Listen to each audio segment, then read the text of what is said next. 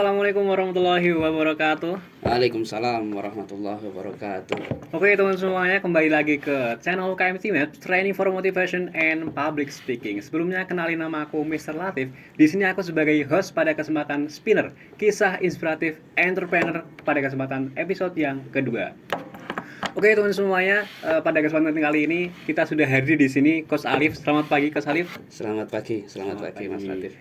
Oke teman semuanya, kali ini kita akan mendengarkan kisah-kisah inspiratif dari Mas Alif. Yang sebelumnya sedikit bocoran, beliau ini adalah salah satu founder dari Langlang Buana Tour Travel, seperti itu. Benar ya Mas Alif ya? Betul. Oke, karena kita sudah hadir di sini, langsung saja kita eksekusi. Oke, Mas Alif, kira-kira nih, bagaimana sih awal mula perjalanan Mas Alif sendiri dalam memulai perjalanan bisnis tersebut? Silahkan bisa diceritakan berdasarkan pengalaman pribadi. Oke. Terima kasih Mas Latif dan Iya. semua pemirsa T-Maps. podcast T-Maps ya. Siap. Podcast T-Maps. Terima kasih atas kesempatannya. Kalau bicara tentang awal mula saya memulai bisnis tour and travel, Betul sekali. itu ya ada faktor keterpaksaan, Mas. Oh, terpaksa, Mas. Tidak ada jalan lain. Itu paksaan dari siapa, Mas Alif? Jadi ya karena kondisi. Oh, kondisi ya. Jadi karena kondisi. Mungkin karena dulu saya juga sama seperti teman-teman, juga mahasiswa juga dulu ya. Terus pingin dapat pendapatan sendiri. Oke, seperti pendapatan sendiri. Terus akhirnya saya mencoba untuk belajar belajar menjadi tour leader, menjadi tour guide di sebuah perusahaan tour travel juga. Oke. Awalnya di situ waktu masih mahasiswa.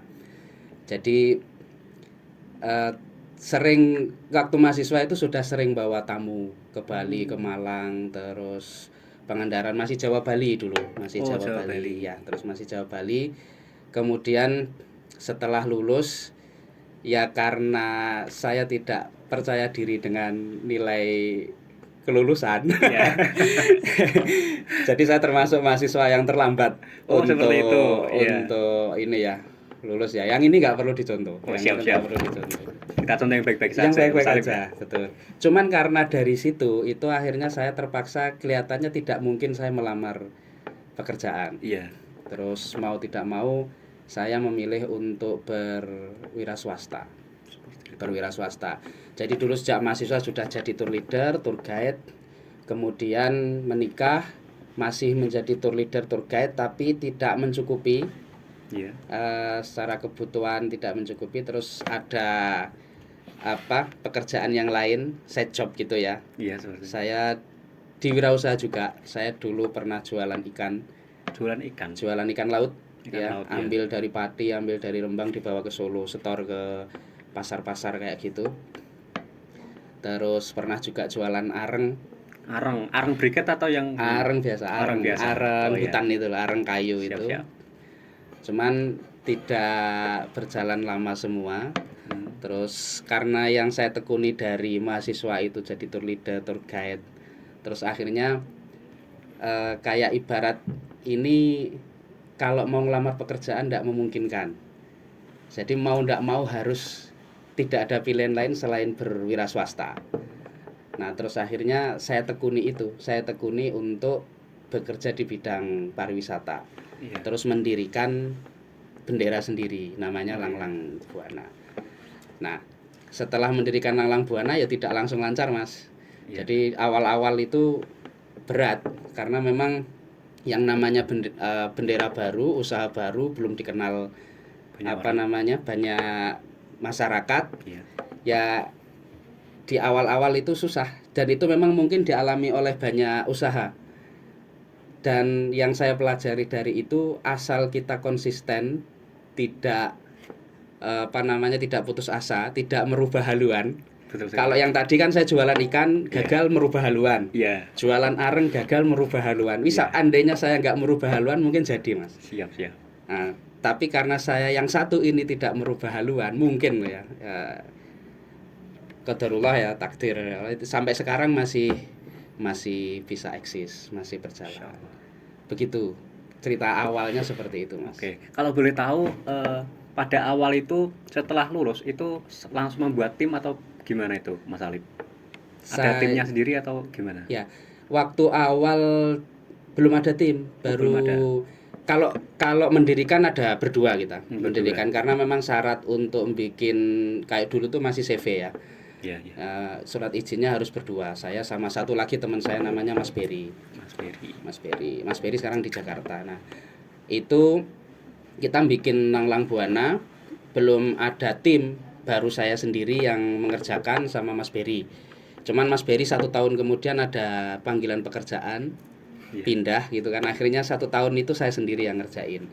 Tapi untuk project itu sudah mulai ada temen yang bisa bantu, teman-teman ada yang dari mahasiswa, misal kayak ada trip kemana gitu, itu secara teknis sudah ada yang teman-teman bantu. Misal mau outbound juga sudah ada yang tim yang bantu dari teman-teman. Dulu saya ngambilnya dari teman-teman UNS. Oh iya. Jadi Ada manggil gitu ya? ya, apa namanya, manggil, terus nanti mereka dapat fee-nya ya berdasarkan job harian seperti itu ya. Itu awalnya seperti itu. Nah, saya ngurusi di market, ngurusi di jaga di konsumen, terus di manajemen semuanya saya pegang dulu di awal. Sampai mulai tahun 2013 kalau nggak salah, 2013 atau 2014 sudah mulai ada struktur di internal. Sudah ada manajernya, sudah ada marketing, sudah ada admin, itu 2014. Sebelum itu masih saya sendiri yang ngerjain. Oke. Sekarang sudah terbentuk struktur-struktur itu ya? Nah, struktur itu terbentuk sampai berjalan sampai 2000 sebelum pandemi. Sampai pandemi.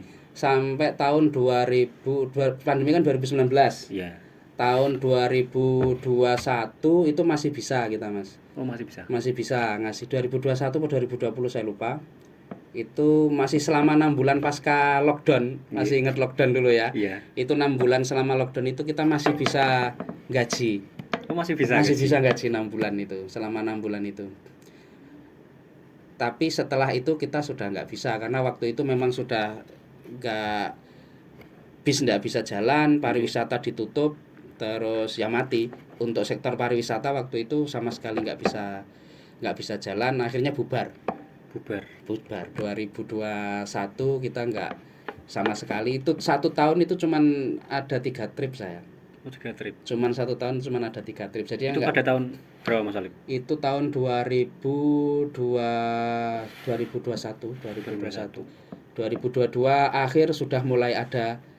2002 akhir sudah mulai ada. Sekarang sudah mulai normal lagi. Dan ini tim mulai dibentuk di internal juga mulai dibentuk. Oke.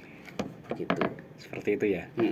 Seperti itu pemirsa, kisah perjalanan awal mula yang dilakukan bisnis dari Mas Alif sendiri. Ya. Nah, kira-kira nih Mas Alif, pada saat kita melakukan sebuah perjalanan bisnis pasti ada yang namanya rintangan atau permasalahan seperti itu. Nah, dari Mas Alif sendiri, bagaimana cara mengatasi permasalahan tersebut, Mas Alif? Kalau di awal-awal dulu mental ya. Oh, mental ya. Mental ya. Harus siap ya. Harus siap karena kita di bidang jasa. Kita di bidang jasa yang dituntut sempurna sama konsumen. Dan kebetulan alhamdulillah saya sendiri itu malah terbentuk watak karakternya itu salah satunya dari bisnis ini. Oh iya. Misal contoh kalau misal di bisnis pariwisata itu ketepatan waktu itu jadi poin penting kalau di travel. Misal bis datang jam 6 itu juga harus jam 6 kalau permintaan harus tepat waktu. Kalau enggak nanti sudah ada komplain dari konsumen. Betul sekali. Nah, waktu dulu di awal-awal itu belum begitu masuk ya. Maksudnya belum menginternal juga nilai seperti itu. Tapi berdasarkan pengalaman terus akhirnya itu menjadi nilai yang mendidik saya sendiri untuk disiplin terhadap waktu karena ini berkaitan sama konsumen. Betul sekali. Misal makan telat 1:30 gitu. Waktu makan jam 12, 1:30 kok baru makan, itu pasti pada komplain. Nah, itu. Jadi itu terus yang kedua Jadi lebih ke tuntutan kesempurnaan ya, tuntutan kesempurnaan yang waktu di awal-awal dulu belum belum menginternal. Nah, tapi lambat laun dan terus kita jaga mutu kualitas pelayanan kita jaga, akhirnya alhamdulillah sekarang sering kita dapat kayak penilaian ya dari konsumen setelah trip atau apa dan sebagainya itu dengan penilaian yang bagus. Nah, jadi hambatan yang pertama itu di saya sendiri, di internal pribadi dan mungkin juga nanti akan dialami sama teman-teman di sektor usaha yang lain juga. Jadi kalau misal pertama dia belum dikejar-kejar sama kebutuhan, mungkin akan santai, agak santai. Tapi ketika dia sudah mulai terbentur dengan kebutuhan, dia mulai serius, terus kemudian ketika dia terbentur dengan komplain dari konsumen, dia mulai akan menata layanan. Nah, itu itu yang dari internal ya. Itu biasanya seperti itu. Kalau yang dari eksternal, kendala yang dulu yang dihadapi itu di sektor wisata ini kan banyak pihak ketiga yang jadi rekanan. Bis, rumah makan, terus kemudian objek wisata, kemudian tour leader kan gitu ya. Dan karena faktor banyaknya pihak ketiga yang menjadi rekanan di bisnis tour travel ini, akhirnya kita harus pinter memilih rekanan yang bagus, yang amanah misalnya gitu ya. Kayak langganan gitu ya. Misal contoh gini, misal kita pesen bis di A gitu. Mungkin kalau dulu mungkin ada yang pesennya bis yang A, dikirimnya bis yang B. Itu juga pernah kita ngalami yang seperti itu pernah. Nah, itu kan bagian dari layanan ya, Kemudian di pihak ketiga yang lain, misal kayak moda transportasi selain bis, misal entah di armada shuttle, jeep dan sebagainya, itu ya cari yang amanah, misal ya sesuai dengan apa yang kita dipesankan. Nah, itu kendala yang kedua. Jadi dari internal kemudian dari eksternal, bisnis ini itu butuh rekanan yang banyak. Tapi kalau misal kita itu amanah juga, itu insya Allah kita ketemunya ketemunya juga dengan orang-orang yang amanah juga. Tapi kalau kita nggak amanah, itu jadi titenan juga, Mas. Misal contoh, misal saya pesen bis harganya misal 4 juta gitu ya, 4 juta. Tapi di jalan saya Kurangnya apanya itu? Misal ya dengan alasan macam-macam, wis kita bayar semene gitu, tak kasih segini karena gini gitu. Itu kan akan jadi titenan. Dari teman-teman yang lain juga. Oh, kae nek dipeseni ngono kae. Oh, nek dipeseni terus ini gak pati ngurusi kru macam-macam. Misal contoh kayak gitu ya. Akhirnya karena kita dianggap tidak amanah, mungkin teman-teman yang lain juga dari pihak yang kita ajak kerjasama juga ya meremehkan, karena kita juga meremehkan. Jadi ada faktor yang dari internal kita, juga kejelian kita di dalam memilih partner di bisnis ini, karena jaringannya banyak, Mas, yang dibutuhkan. Kita harus punya jaringan rumah makan sekian, terus rute sesuai rute, terus bis, belum nanti objek wisata dan sebagainya, tour leader. Nah, misalnya gitu ya, tour leader, tour guide, nah ya gitu. Nanti tour leadernya terlalu cair, kadang dikomplain kita juga pernah karena terlalu cair. Mungkin karena ini yang diajak itu institusi formal ya, pinginnya kita happy dan sebagainya, ternyata tidak sesuai. Ya, kita terlalu formal formal sekali terus akhirnya. Tapi ada yang mungkin kok tour leadernya kurang cair, kurang happy, kurang ini, itu juga. Jadi kalau di yang bisnis biro perjalanan wisata ini sama konsumen memang kita dituntut sempurna, tetapi kendalanya banyak sekali. Banyak irisan ya. Banyak faktor yang Misal kita semuanya bagus, bis bagus, maem bagus, tour leadernya kurang bagus, itu menjadi cacat keseluruhan. Oh, jadi semua keseluruhan harus sempurna. Harus ya? sempurna. Bis bagus, tour leader bagus, makan ada komplain sedikit, itu menjadi jelek semua. Iya, betul itu sekali. itu kalau di bisnis ini. Oh, siap, Begitu siap. kurang lebih, Mas. Seperti itu ya. Oke. Jadi keseluruhan harus bagus. Satu Harus jelek sempurna. dinilai jelek. Dinilai jelek. Oh iya. Dinilai jelek. Jadi seperti itu pemirsa semuanya. Ketika menjalani bisnis gitu kita harus bekerja secara totalitas. Totalitas. Ya, seperti itu. Tidak boleh kurang suatu apapun seperti itu.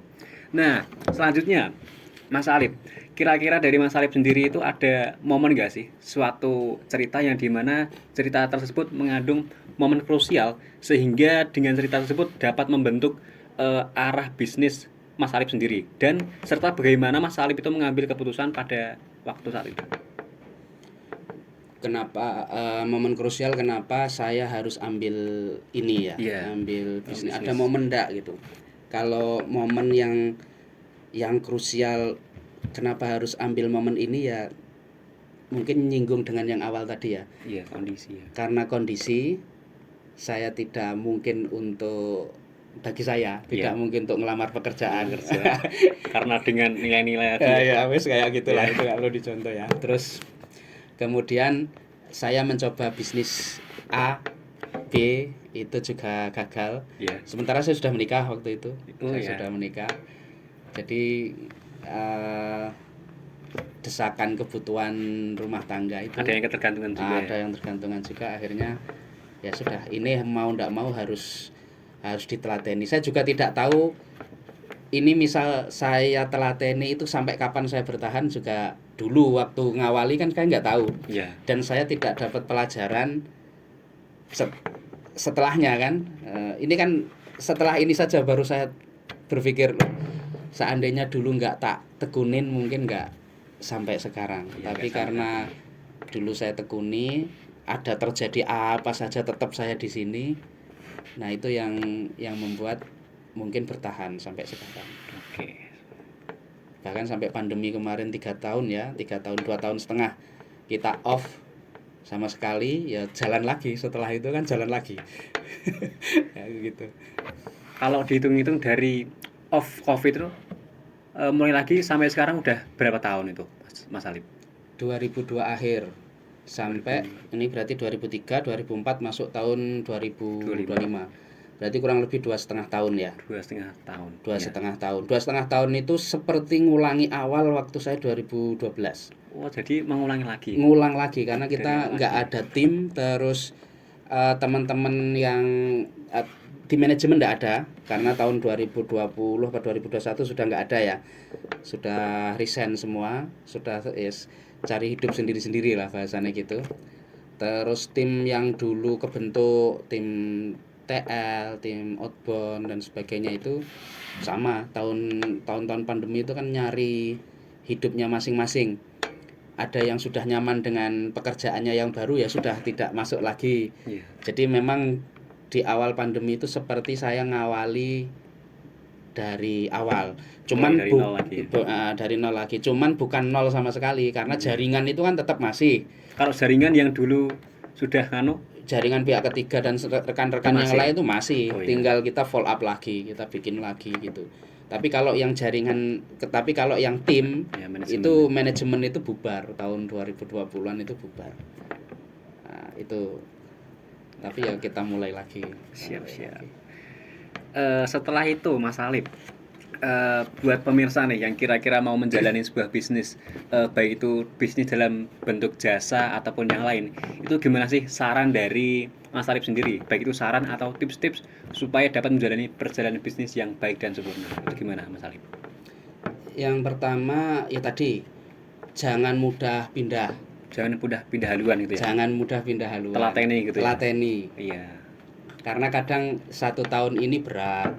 Itu kita tidak tahu kalau ternyata di setengah tahun kemudian kita akan ketemu emasnya gitu kan. Yeah. Kita nggak tahu juga. Tapi kalau kita berhenti ya sudah, kita selesai. Tapi kalau kita teruskan, karena apa yang kita lakukan, investasi yang kita lakukan ketika 1 tahun misal gitu ya, kita belum dapat apa-apa, itu sebenarnya kita sudah berinvestasi. Paling enggak investasi nama, kita dikenal sama orang lain ini punya bisnis warung, bisnis apa, jualan konveksi misal. Iya, misal. Kalau saya misal dikenal teman-teman ya ini punya tour. Jadi kalau kita berhenti di tengah jalan, itu apa namanya, brand itu kan ikut hilang. Tapi sebenarnya kalau misalnya kan itu brand itu akan ngikutin. Itu bukan nol sama sekali, tapi itu investasi juga. Terus yang kedua,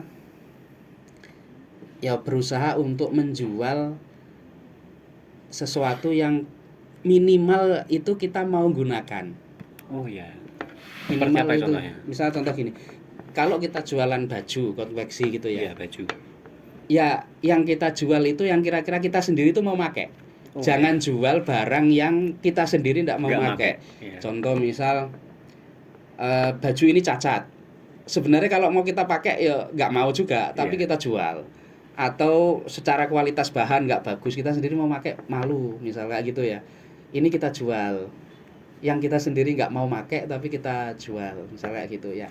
Jadi kalau mau jualan ya jualan yang kira-kira kita sendiri itu mau pakai, sehingga orang lain kemungkinan besar juga mau pakai. Jangan jual yang barang aja yang kita sendiri nggak mau pakai gitu ya. Di travel juga kayak gitu. Oh iya.